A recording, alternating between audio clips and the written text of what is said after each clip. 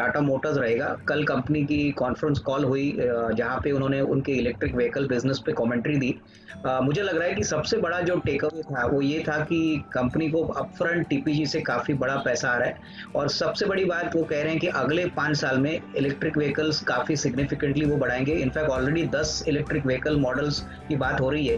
तो मुझे लग रहा है कि ऑल ओवर जो इकोसिस्टम है इलेक्ट्रिक व्हीकल्स का वो भी अच्छा हो रहा है। आज रिपोर्ट्स आए हैं कि आईओसी भी अपने पेट्रोल पंप्स पे इलेक्ट्रिक व्हीकल चार्जेस लगाने की बात कर रहे हैं ऑल ओवर इंडिया। तो यहाँ पे मुझे लग रहा है कि not only short term but medium term के पॉइंट ऑफ व्यू से 470 475 का एक नियर टर्म का टारगेट पॉसिबल है। तो इसको डेफिनेटली खरीदना चाहिए। हो सकता है कि शेयर ऊपर जाने के बाद थोड़ा कंसोलिडेट हो, थोड़ा करेक्शन देखे, तो इसको एक्यूमुलेशन का मौका समझना चाहिए।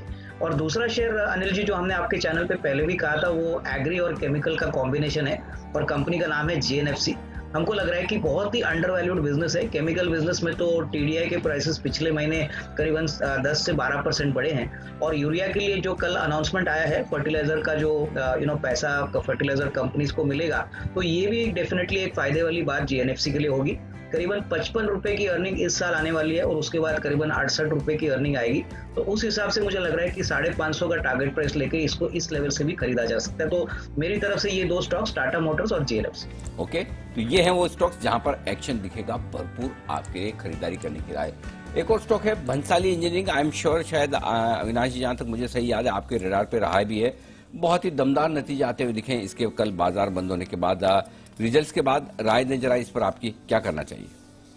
इनफैक्ट अनिल जी देखिए, ये एक ऐसे मोनोपोली बिजनेस में ऑपरेट करता है जहां पे सिर्फ दो खिलाड़ी है। एक तो बंसाली इंजीनियरिंग है, दूसरा इनियस है जो बेसिकली एक एमएनसी कंपनी है। एबीएस का जो प्रोडक्ट है वो काफी यूनिक है, काफी प्रॉफिटेबल है और हमने देखा है कि कामकाजी रेवेन्यू करीबन 22-23% बढ़ा है, लेकिन जो मुनाफा है वो करीबन 200% बढ़ा है। तो नॉर्मली अनिल जी ऐसे कंपनीज में हमको लग रहा है कि लंबी अवधि के लिए इन्वेस्टमेंट रहे, क्योंकि ऐसे क्वार्टर्स बार बार रिपीट होंगे नहीं होंगे वो कहना मुश्किल है। तो ओवरऑल डेफिनेटली प्रोस्पेक्ट्स अच्छे हैं, जिनको मेरे ख्याल से अगर 6 से 8 महीने या 12 महीने की अवधि के लिए खरीदना है तो कोई भी डिप अगर आता है तो डेफिनेटली इसको खरीदिए, क्योंकि स्टॉक में डेफिनेटली अच्छी तेजी देखने को मिली थी।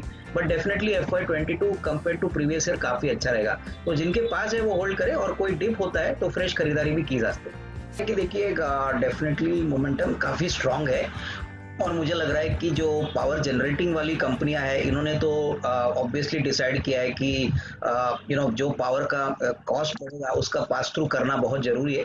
मेरे ख्याल से जो भी जनरेटिंग कंपनीज है जैसे कि टाटा पावर है, टोरेंट पावर है, प्लस मैं समझता हूँ कि जो पावर इक्विपमेंट वाली जो कंपनियां है जैसे कि श्रीराम होंडा है, मेरे ख्याल से ये सारी कंपनीज चलेंगी, क्योंकि एनर्जी क्राइसिस कम से 6 महीना और चलने की अपेक्षा है। और इसीलिए हमने देखा है कि जो एंसिलरी प्लेयर्स है जो कैप्टिव पावर भी बनाते हैं उनके लिए भी काफी तेजी से ये शेयर्स भागे। एंड यूजर सेगमेंट्स के लिए दीपांशु डेफिनेटली जो सेकंड क्वार्टर की कमेंट्री आएगी मुझे लग रहा है काफी इंपॉर्टेंट रहेगी, क्योंकि पावर एक बहुत इंपॉर्टेंट कॉस्ट है। अगर स्टील, सीमेंट या बिल्डिंग प्रोडक्ट्स की बात करें तो डेफिनेटली इसमें थोड़ा सा कॉशियस रहना पड़ेगा, लेकिन ओवरऑल पावर जनरेशन सेक्टर के लिए मुझे लग रहा है कि कम से कम आने वाले 2 क्वार्टर्स बहुत बेहतरीन रहेंगे। तो कोई भी डिप अगर आता है तो इसको खरीदना चाहिए। नहीं बिल्कुल, मैं समझता हूँ कि दीपांशु वेस्ट मैनेजमेंट एक बहुत बड़ी अपॉर्चुनिटी है और वाटिक वाबाक तो डेफिनेटली काफी बड़ा दिग्गज प्लेयर है, लेकिन इसके अलावा एंटोनी वेस्ट मैनेजमेंट पे इन्वेस्टर्स को नजर रखनी चाहिए। यहाँ पे अभी काफी बड़े ब्लॉक डील्स रिसेंटली हो चुके हैं, कंपनी ने नतीजे भी काफी बेहतरीन Q1 के लिए अनाउंस किए हैं और सबसे बड़ी बात इनका जो बिजनेस मॉडल है वो काफी मोनोपोलिस्टिक है। काफी कम प्लेयर्स है जो लिस्टेड है, जो बाकी सारे प्लेयर्स है वो काफी छोटे हैं, पैन इंडिया नहीं है।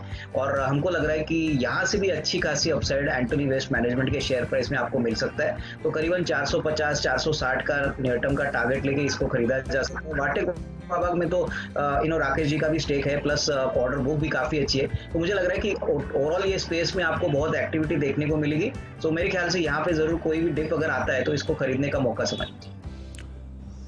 नहीं, मुझे भी लग रहा है कि देखिए लॉन्गर टर्म में अगर हम कॉनकॉर को देखें तो जो रेलवे इंफ्रा स्पेस है, लॉजिस्टिक स्पेस है, यहाँ पे इनकी मोनोपोली है और जिस प्रकार से आगे इंफ्रास्ट्रक्चर और लॉजिस्टिक्स में ग्रोथ होने वाला है, यहाँ पे कॉनकॉर काफी इंपॉर्टेंट रोल प्ले करेगा। और सबसे बड़ी बात, एक बार कॉनकॉर कोई प्राइवेट सेक्टर प्लेयर के पास जाता है, कोई स्ट्रेटेजिक इन्वेस्टर इसमें निवेश करता है, तो मुझे लग रहा है कि आने वाले 1-2 साल जैसे कंट्री का इकोनॉमिक ग्रोथ बढ़ेगा, जीडीपी बढ़ेगा, यहाँ पे कॉनकॉर को काफी फायदा होना चाहिए। मुझे लग रहा है कि लंबी अवधि के लिए जो रेलवे इंफ्रा लॉजिस्टिक्स स्पेस में ये बहुत ही अच्छा मोनोपोलिस्टिक प्लेयर मिल रहा है। तो डेफिनेटली अगर साल 1.5 साल का नजरिया है दीपांशु, तो इसको खरीदना चाहिए। हमको लग रहा है कि रिस्क रिवॉर्ड यहाँ से काफी सिग्निफिकेंट होगा, क्योंकि आगे होपफुली अगर कोई बड़ा प्राइवेट सेक्टर प्लेयर आता है तो सेंटिमेंटली और फंडामेंटली दोनों तरह से री रेटिंग होने की पॉसिबिलिटी।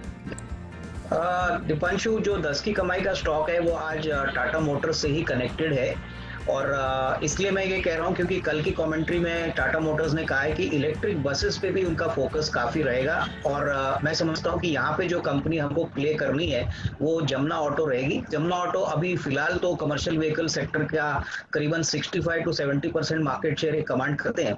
टाटा मोटर्स, अशोक लेलैंड इनके क्लाइंट्स है, लेकिन एक बात समझ में आ गई जो कल के कॉन कॉल में थी कि टाटा मोटर्स बसेस में भी कमर्शियल इलेक्ट्रिक व्हीकल्स का लॉन्च काफी एग्रेसिवली करने वाले, और हो सकता है कि आने वाले दिनों में जमुना ऑटो को ये वेंडर का बिजनेस भी मिलेगा। कंपनी के फाइनेंशियल्स देखें तो बहुत ही बढ़िया है। इनफैक्ट कंपनी बिल्कुल कर्जा मुक्त है और ऐसी ऑटो कंपोनेंट कंपनी है जो लगातार नए इनोवेशंस कर रही है। तो हमारा मानना है कि करीबन 90-94 का जो रेट अभी चल रहा है इसको खरीदने का मौका समझना चाहिए, क्योंकि आने वाले क्वार्टर्स में होपफुली ये ऑर्डर अगर जमुना ऑटो को मिलता है तो इनके लिए एक नया बिजनेस स्ट्रीम तैयार हो जाएगा और यहाँ से अच्छी खासी री रेटिंग आएगी। तो यहाँ पे करीबन 150-160 का टारगेट प्राइस लेके जमुना ऑटो पे मुझे लग रहा है कि ये ऑटो कंपोनेंट का थीम डेफिनेटली प्ले करना चाहिए। ओके, तो ये है आपके लिए जमुना ऑटो खरीदारी करने की राय 10 की कमाई के तौर पर आपके लिए अविनाश जी की तरफ से आती